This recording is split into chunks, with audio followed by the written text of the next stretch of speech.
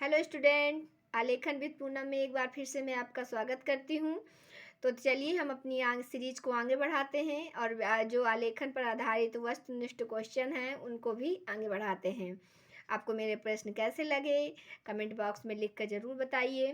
उससे पहले जिसने भी इस चैनल को सब्सक्राइब नहीं किया, मेरे नए स्टूडेंट हों तो मेरे चैनल को पहले सब्सक्राइब करें, लाइक करें और शेयर तो ज़रूर करें। तो चलिए टाइम नहीं गंवाते हैं, से अपने सीरीज को आगे बढ़ाते हैं। इससे पहले मैं बता दूं आप लोग को, कोई भी व्यक्ति जब तक इस वीडियो को पूरा नहीं देखेगा तब तक इस सीरीज का कोई फ़ायदा नहीं उठा पाएगा। इसलिए पहले इस सीरीज को पूरा देखिए, समझिए, सारे क्वेश्चन आंसर को समझिए, उसके बाद मुझे लाइक कीजिए।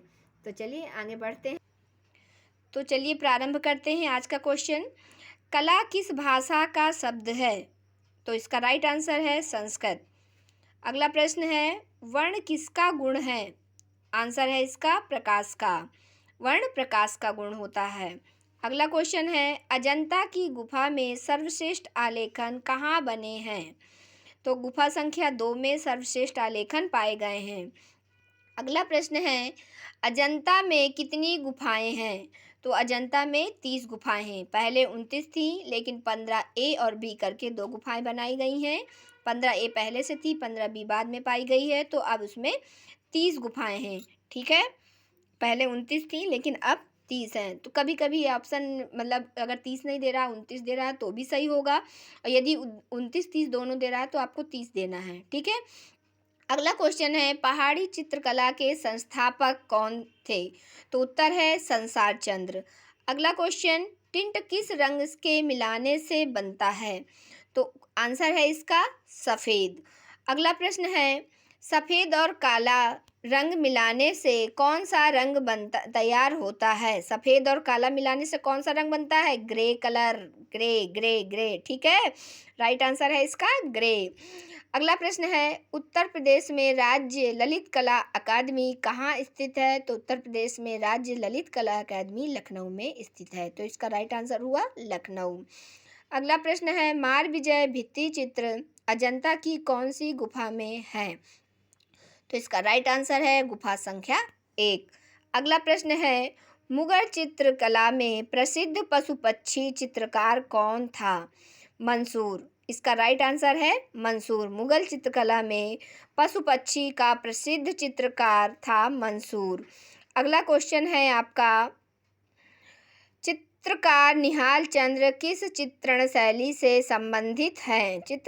चित्रकार निहाल चंद्र किस चित्रण शैली से संबंधित हैं? तो इसका राइट आंसर है किशनगढ़ शैली से संबंधित हैं। अगला प्रश्न है, अब्दुल रहमान चुगतई निम्नलिखित में से किससे संबंधित हैं? तो उत्तर है बंगाल चित्रकला शैली से संबंधित हैं। अगला प्रश्न है, बंगाल चित्रण शैली के प्रमुख चित्रकार कौन थे? बंगाल चित्रकला शैली के प्रमुख चित्रकार बंगाल चित्रकला शैली के प्रमुख चित्रकार कौन थे? तो इसमें आंसर आपका गलत दिया हुआ है। बंगाल चित्रकला शैली के प्रमुख चित्रकार थे अवनींद्रनाथ ठाकुर। ये बंगाल चित्रकला शैली के जनक भी हैं, पुनरुत्थारक भी हैं और प्रमुख तो चित्रकार है ही हैं। ठीक है। अगला क्वेश्चन है, कौन सी कला रूपप्रद नहीं होती है? रूपप्रद अर्थात चित्र, देखो चित्रकला में आप चित्रों से रूप बनाते हैं, मूर्ति कला में रूप रचना करते हैं, संगीत कला में भी मूर्ति पूरे भाव उत्पन्न हो जाते हैं, लेकिन वास्तुकला में रूप नहीं होता। ठीक है, वो तो आकृतियां हैं जो जो खंभे और मकान के रूप में बनाई जाती हैं। तो कौन सी हुई रूपप्रद नहीं है? वास्तुकला। अगला प्रश्न है, निम्नलिखित 4 रंगों में से सबसे अच्छी रंग संगति कौन सी होती है? तो हमेशा ध्यान रखिएगा, सहयोगी रंग संगति सबसे अच्छी होती है। अगला प्रश्न है, प्रथम ग्रेफाइट पेंसिल बनी सन 1662 ईस्वी में। उत्तर है इसका सन 1662 ईस्वी में। अगला क्वेश्चन है, कौन सा तत्व सड़ंग नहीं है? देखिए कौन सा तत्व सड़ंग नहीं है? तो सड़ंग में आपका संतुलन नहीं है, क्योंकि प्रमाण भी है, भाव भी है, लावण्य योजना भी है, मगर संतुलन नहीं है। अगला क्वेश्चन है, इसमें किस रंग की कंपन गति सबसे अधिक है? तो बैगनी रंग की कंपन गति सबसे अधिक होती है, हमेशा ध्यान रखिएगा। अगला क्वेश्चन है, रंगत के हल्केपन तथा गहरेपन को क्या कहते हैं? रंगत के हल्केपन और गहरेपन को क्या कहते हैं? तान, मान, सघनता, उपयुक्त, तीनों में से नहीं। उपयुक्त तीनों।